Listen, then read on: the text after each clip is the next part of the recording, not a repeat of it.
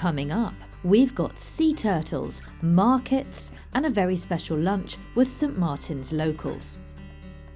St Martin's Island is the only coral island in Bangladesh, and it's known for its marine biodiversity, which includes sea turtles.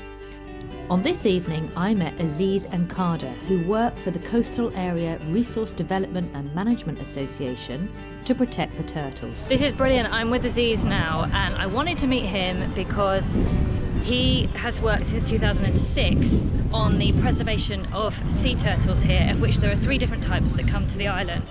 As we strolled along, Aziz started to explain the challenges they have on this island and suggested I meet with Kader the next morning for a tour of the turtle hatchery to better understand what they do and the problems they face. Kader has come to show me the turtle egg hatchery. Before explaining how they help the baby turtles, Kader explained the problem on the island. Turtle numbers are dramatically falling, and that's because they can't safely lay their eggs. I learned about 3 key reasons. Firstly, noise pollution caused by humans. Think hotel generators, loud music, and motorbikes allowed on the beaches with no restriction. Secondly, dogs.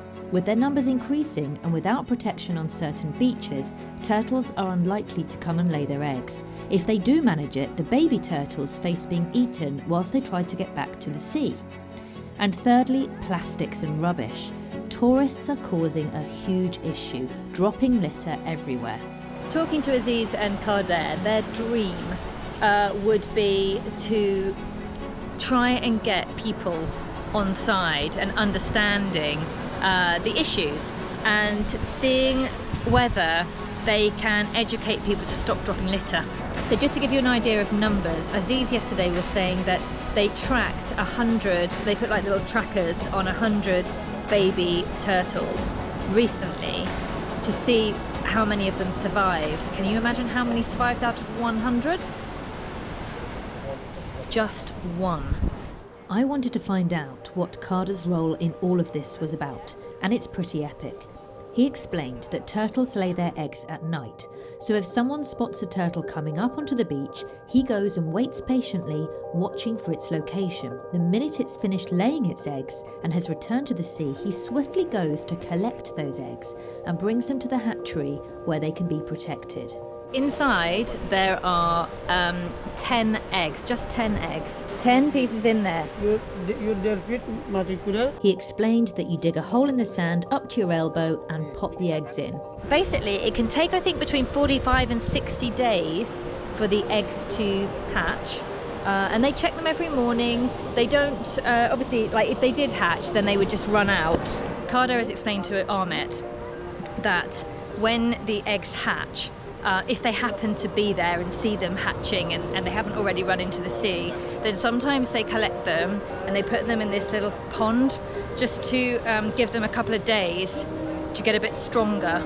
Kader's pretty tired today because he got a call in the middle of the night to say that there was a turtle that had come up onto the beach, and obviously he wanted to try and make sure that if there were any eggs that they were kept in the hatchery, but it happened to be a male turtle instead of a female, but I don't think he got much sleep. So yeah, he's just kind of like trying to wake up. Once the baby turtles are big enough, it's time to release them. So this is where they'll try and take the baby turtles to, close to the water, and then whoop. Oh, they're so cute, aren't they? So there are many obstacles for these turtles to overcome in order to survive. Biggest one is humans. In an ideal world, small areas of beach on St Martin's Island would be restricted to help encourage the turtles back. But that's difficult to manage. So in the meantime, what can you do to help? Well, for starters, simply talk to people about dropping litter and the harm it does. St Martin's is a beautiful island and it would be great to see it flourish. If you'd like more information on the Turtle Project, there's an email address in the notes below the video. After a busy morning of learning, Kader invited us to accompany him to the market to get some food, followed by lunch with his family. First up, he wanted to buy some fish. Yeah, and that one. Yeah, great. Yeah, what's that? That's incredible. Right, there we go. There's our fish. Amazing. So we actually get the fish before it gets to the market. Okay, thank you, Donabeth. Right, fish bought. Next up, vegetables. Nice to have some veg with the fish. I think I'm all carved out at the minute. I just need some vegetables. But we're gonna go for, I think, eggplant and cauliflower. With fresh fish and vegetables in the can, we jumped in an auto rickshaw and headed for Kader's home. It felt really awesome getting the chance to see local life on the island. Let's go. Okay, so going with Kader now for lunch. Yeah. Yeah. So this is the hospital and cyclone shelter. Yeah. Okay. Yeah. This all San Martin people is come. They come here. Yeah. The good little Sitrang, very difficult problem. Yeah. All island. Kader here has got a medal for his work in the cyclones, and he goes around with a loudspeaker if there is a cyclone, and he gets people to take shelter. It must be quite terrifying. If you think what some of the houses are made of, they're not going to withstand a cyclone, that's for sure. Just round the corner from the cyclone centre and hospital is Kader's house, and he showed me their enormous kitchen. Oh wow. Look, we've got the stove down here.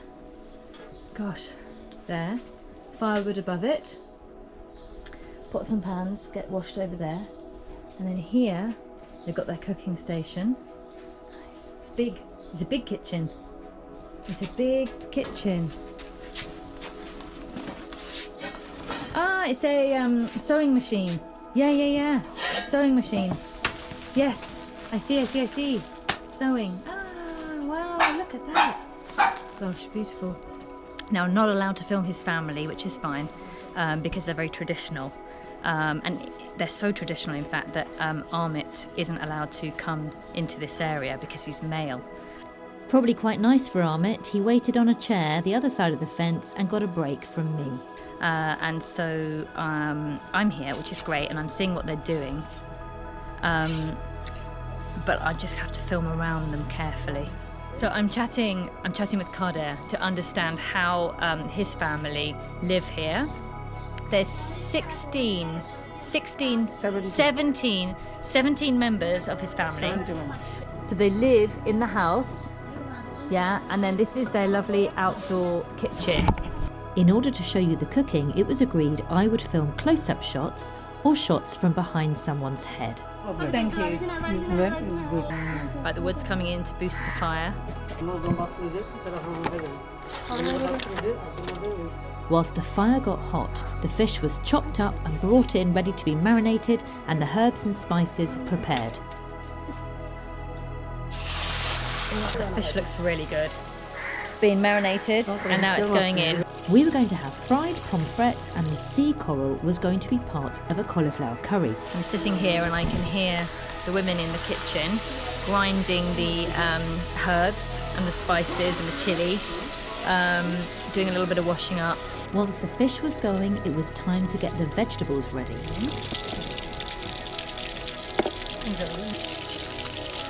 All the vegetables that are cooked here, they have seasoning and spices on them, which make them taste absolutely amazing. So we've got Kader's sister is preparing the veg. She has chopped the eggplant and the cauliflower. His mum is finishing frying the fish. They've got fresh tomatoes. They've got a basket full of spices, which they're adding as they go. There's the spices there.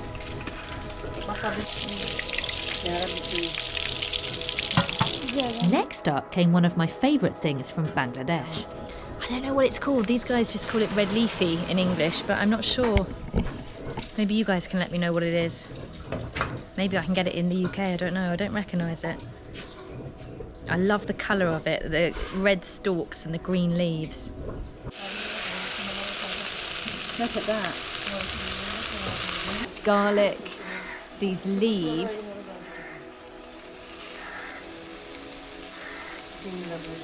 salt, and then a little bit of water. Looks very nice. I feel like I've learnt loads about cooking since I've been in Bangladesh.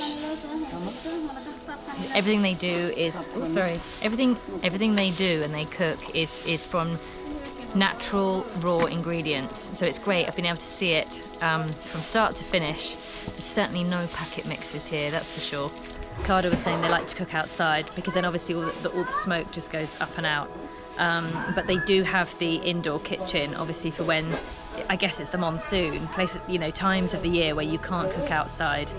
But they definitely prefer to be sat here. It's actually very relaxing as well. I've got a little breeze. God, it smells so good. Wow. Spices going in. That could be, is that turmeric? Rice is going on. Got it. The rice is going on now. The cauliflower is in a curry. Cauliflower there. Gosh, it looks really tasty. Really tasty. This meal is nearly ready. The fish has gone in with the cauliflower now. So it's going to be soaking up all those lovely juices. Sitting here, getting to know Kader's family. They're very, very friendly. Very welcoming. And we've been exchanging photos of our families. And I've been meeting the kids and working out who's who. And it feels like a really, really lovely family. One thing I'm wondering with this setup is how families that are this traditional socialise, because poor old Amit's sat in the street, even though he's married. I'm allowed in because I'm female, but it would be impossible to have a dinner party. That's obviously just not part of this culture.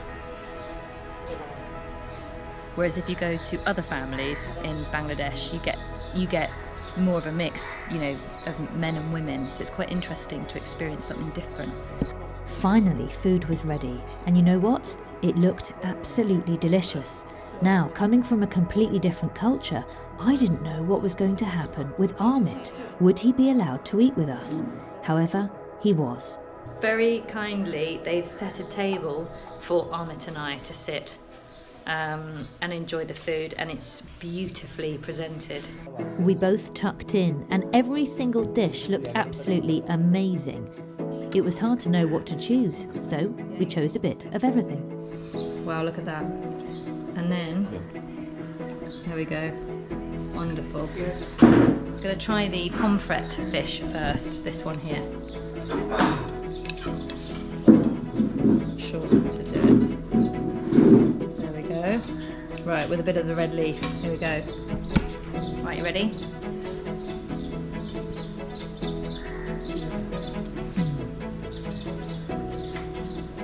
Gosh, it's delicious. Pomfret looks like a flat fish, but it's actually very meaty. Lots to it. It's delicious. Plucked from the Bay of Bengal, straight onto our plates. This morning. Last night they were inside the ocean. Yeah. This afternoon they are on our plates. Now I'm going to try the curried one, which was the sea corral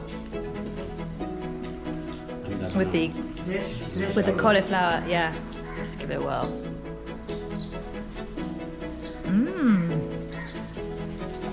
Very different tasting fish, equally as lovely, super soft, delicately spiced. Oh, they've done it really well. Like the spices and the flavours are really delicate, not too overbearing. They're perfect. The eggplant with the spices on.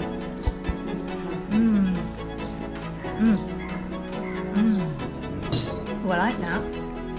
That was a lovely lunch. That's what Bangladeshi hospitality is all about. It's amazing. It's lovely. All the women came out to say goodbye just now. Very, very sweet. And they just said, yeah, whole family welcome. Really lovely people. Now it's time to go back to the hotel and check out and head towards the beach to get our boat later on today. As the sun started to set, we grabbed our bags, watched a Brazil-Argentina football game, boarded our ferry and set off on the 5-hour journey back to the mainland. It's getting colder, it's very windy, but I think there's quite a few of us that are hanging around outside as much as possible. Because you know what it's like on a boat that's rolling if you go inside? It's like a vomit fest. I'm feeling absolutely fine right now, but I don't want to risk going in. Armit's just gone to get me a cup of tea, and I'm going to see if I can tough it out. I'll tell you something, I did tough it out. I did stay outside on the boat, and I did love St. Martin's Island.